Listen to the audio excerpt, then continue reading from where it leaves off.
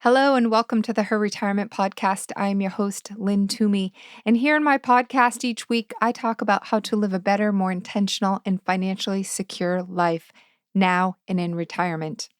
Whether you're single, suddenly single, or a partnered up woman, your only sure investment is an investment in yourself. And financial wellness, also known as financial security, isn't just a dream, it's a decision. And when you decide to make a commitment to yourself and change your financial destiny, our fresh, modern platform will help you know more and have more now and in retirement. Welcome to Her Retirement. Welcome to my Know More, Have More financial wellness platform. And welcome to my podcast.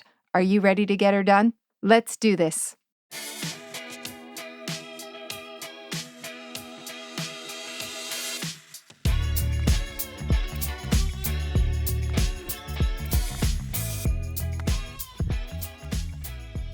Hey there, and welcome to the Her Retirement Podcast. This is episode 49, part 2 of the true costs of retirement. Last week, I covered cost mistakes 1 through 8. This week, I'm going to cover 9 through 16. These are the 16 most devastating mistakes you can make when estimating your costs in retirement. If you didn't yet listen to episode 48, you can go ahead and do that after listening to this episode so that you have all 16. As a review, I'm going to talk about 16 of them right now. Number 1, opportunity cost. That's when you don't start saving and investing soon enough. Number 2, lack of a long-term care plan. Number 3, not estimating life expectancy correctly. Number 4, a realistic estimate of healthcare costs. Many people do not have that, as you will hear in episode 48, or if you already listened, you learned about that. Number 5, not accounting for inflation. Number 6, forgetting about some big ticket expenses you're going to likely have in retirement. Number 7, changing spending habits. Number 8, being in the sandwich generation, i.e. loaning money to your kids or your parents, or taking time off from work to care for kids or parents. Number 9, we're going to start with this week with more details around this, spoiling the grandkids. Yeah, that's a big one. Number 10, not understanding or factoring in taxes. There's a huge opportunity to make your money last longer with smart tax planning. Number 11, forgetting about fees. Number 12, getting divorced. Yes, I know this to be true. Number 13, taking on too much or new debt prior to retirement. Number 14, taking too much money from your nest egg each year in retirement. Number 15, underestimating the impact of market fluctuations. We're all experiencing that this year. And number 16 is not getting educated and wasting time not doing anything or planning for retirement with the wrong team. So again, if you didn't catch last week's episode, go back and take a listen before or after listening to this episode. Now let's start with number 9. But they are so cute, the grandkids, that is. It's so easy to spend way too much on the adorable little grandkiddos. This is another area where you need to set some boundaries for yourself and be disciplined with that spending. If you give too much, you may put your own retirement needs at risk. So how can you better prepare around this expense? Well, have a plan for what you're willing to pay for before any grandchildren are born. If you have a spouse, a partner, have an agreement about it. And make it equitable for all the grandchildren. Also, make sure your children know what expenses you're willing or not willing to cover. This is especially important when it comes to education costs, as many grandparents do want to help out with the grandchildren's education costs. Having this conversation is so important so that your children know what they need to do to make the appropriate plans. And you can do that college education planning together as a family. Next one, number 10, taxes. Many people have no clue how much taxes can take out of their retirement. And they also have no clue that there's actual legal strategies that you can use to avoid paying too much in taxes in retirement. One example is that you will have to pay taxes on your retirement savings plan withdrawals, and the government forces you to start taking withdrawals at age 72. That is, if you haven't yet started taking your withdrawals. There is a way to minimize the impact of these withdrawals, known as RMDs. That's just one example. There are so many tax examples of ways that you can lower your taxes. A retirement plan that is tax savvy is so important. How to better prepare. Number one, find a tax smart financial or retirement advisor ASAP. There are many things you can do well before retirement to make yourself much more tax efficient in retirement. I talked about Roth IRAs in episode 47, I believe, and you can definitely take a listen to that and learn some tax strategies around Roth IRAs. Number two, make sure you and your advisor create a combination tax strategy that leverages taxable, tax-deferred, and tax-free accounts. Those three tax buckets are important to have in your plan. Make sure to ask the advisor about Roth conversions and also for him or her to show you your tax-efficient withdrawal strategy in retirement. If they look at you with the clueless blank stare, you know you're not talking to the right person. If she or he doesn't know how to do this, find another advisor. They do exist. And just a quick tip, you could go to taxsmartretiree.com and get some information there. Not all financial advisors, planners, or investment advisors, or the guy at Fidelity or Vanguard know anything about tax planning or retirement planning for that matter. Who you work with matters a lot. Number 11, the fee factor. According to research, retirement can cost more than expected because of the high fees people are paying on their investments and retirement accounts. That 401k statement, have you looked it over? Have you looked at what your fees are? Somebody with $100,000 in a retirement account in terms of 2.5% over 30 years, for example, would pay about $40,000 more in fees over that time than if the fees on their account had been just 1.5%, for example. That's a lot of money. Make sure you take the time to understand your fees. So, how to better prepare for this cost? Check your retirement account statements to see what fees are being charged, okay? If the investments you've chosen have high fees, it might be time to switch because they do eat into your savings. If your retirement account offers low-cost index or target date funds, consider those. An index fund is a mutual fund that tracks the performance of a major index, such as the S&P 500. A target date fund reduces the risk in your portfolio by shifting from stocks to bonds as you near retirement. If you have an advisor, make sure you get full disclosure of all the fees you are paying, not only to the advisor, but also the fund fees. There's a lot of fine print with funds and fees. Make sure you understand those. Make sure they are 100% transparent. If it is not, find another advisor, find another fund. Okay, number 12, divorce can do you in. Yes, I've been divorced. I know this. Divorce at any time can be financially devastating, but gray divorce, particularly so, is on the rise, and it does have a pretty significant impact in retirement. I divorced quite a while ago, so I've had time to regroup, recoup, and get back on my feet financially and mentally. But when it comes at similar time as retirement, it can have a double whammy. According to the Pew Research Center, the divorce rate has roughly doubled since the 1990s for American adults age 50 and older. Marriages are failing as people near retirement age, making the problem even worse. How to better prepare for this potential situation. So this podcast isn't about marriage counseling, so I can't give you any advice on avoiding gray divorce other than don't get married in the first place, LOL. But seriously, one way to avoid some of the financial fallout from a divorce and retirement is to have a prenuptial agreement. However, that might not be an option if you're already married. Focusing on your marriage and your relationship could be a very important investment in your money future. And if this isn't in the cards, there's some things you can do to avoid as much financial fallout from a divorce as possible. Number one, make sure you know everything about your financial situation.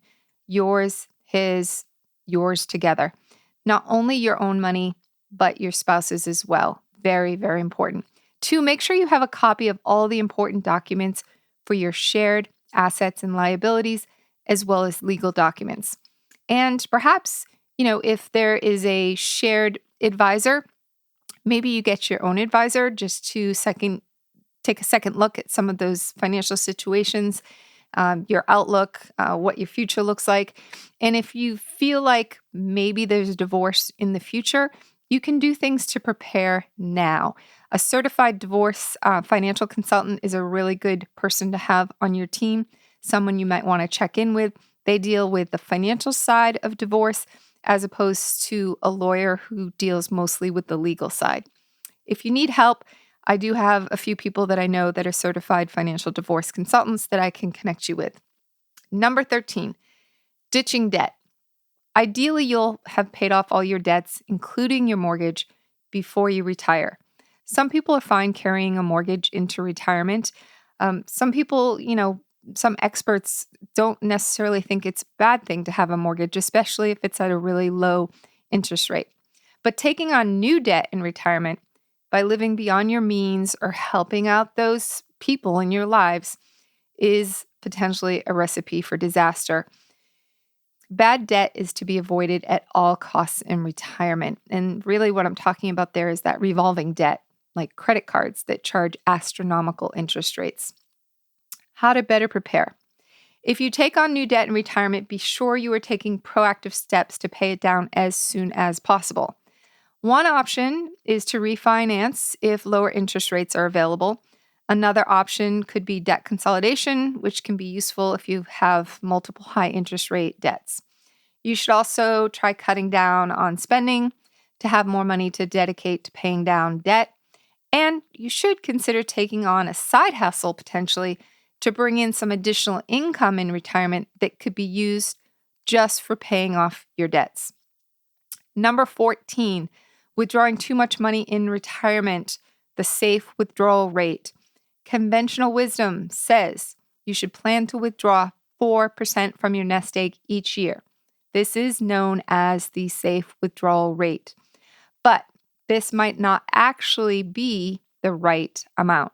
It probably is too much. A Morningstar study found that with a 4% withdrawal rate, which has been around since Bengen created it back in the 50s, there was only a 50% chance that funds would last for a 30-year period in retirement. The amount you should withdraw will depend on the size of your nest egg and economic circumstances. So don't just follow blanket rules of thumb, such as the dated 4% rule. Like I say, question everything, no assumptions. In today's market environment and with the traditional 60-40 stock bond portfolios, the safe withdrawal rate is more like 2 to 3%, according to experts. That's a really big difference in income. So let's say $1 million portfolio, that's $20,000 or $30,000 withdrawal each year safely versus $40,000. So if the true safe withdrawal rate has come down according to Morningstar because of where bonds are in the market, that's a big difference. So if you were counting on that 4% and you were taking that 4%, you could risk a big risk that you would run out of money by taking too much. I call it portfolio overdraft.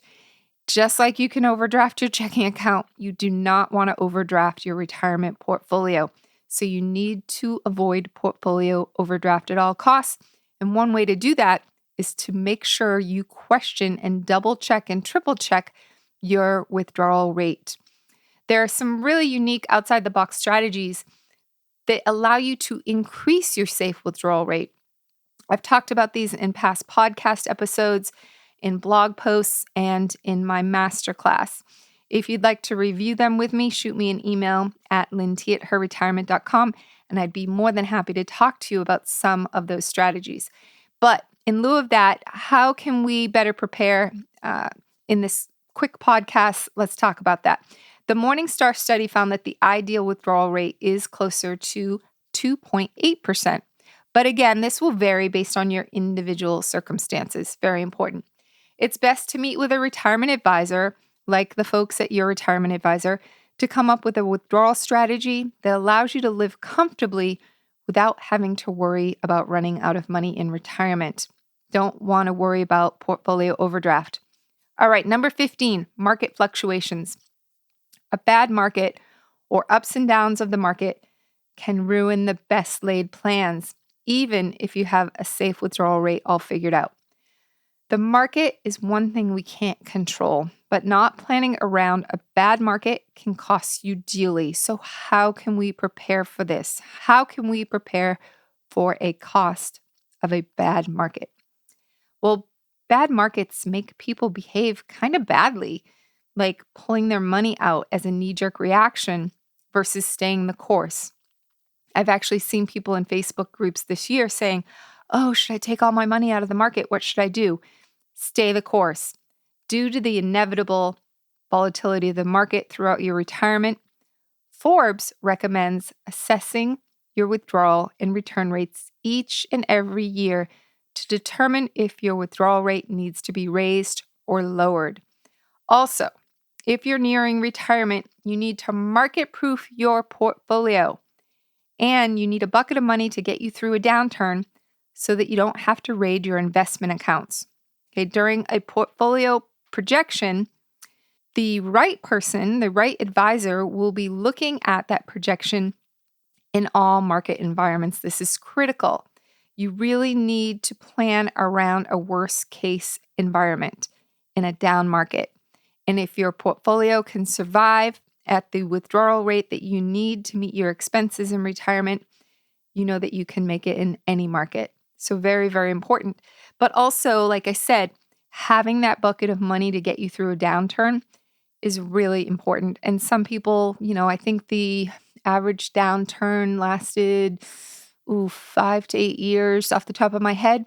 So what you want to do is make sure you have that bucket of money in place that you can access so that you don't have to raid your portfolio. That is a really good retirement planning. A retirement advisor can help ensure your retirement strategy and portfolio is aligned with your retirement goals and protected from market fluctuations as much as possible.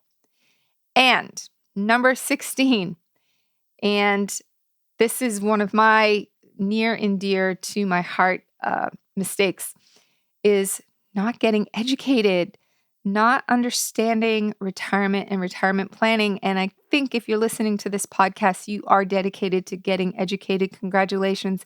Keep going. Get my book. Listen to my podcast. Take my masterclass. I offer it live coming up soon. I offer it on demand. And you know what else? Another mistake is wasting time and not doing anything. Okay, so some people just bury their heads in the sand because they don't want to look at the situation. They don't want to address the situation. And that's a terrible thing to do. And finally, planning with the wrong team. If you've got just someone focused on growing your assets and you're getting ready to retire, you really need someone that knows how to distribute your assets and protect those as you go through retirement. So I hope this episode of my podcast has given you some insight into some true costs of retirement. There were 16 that I outlined last week in episode 48, this week in episode 49. There are many ways to better plan for these costs, avoid mistakes, and retire with more. If you'd like to chat about your situation or any of these costs, as always, email me at lynnt@herretirement.com. I can also connect you with whoever you need to be connected to, whatever planning or advice or resources you need. I'm here to help you make that connection. Here's to knowing more and having more and getting her done.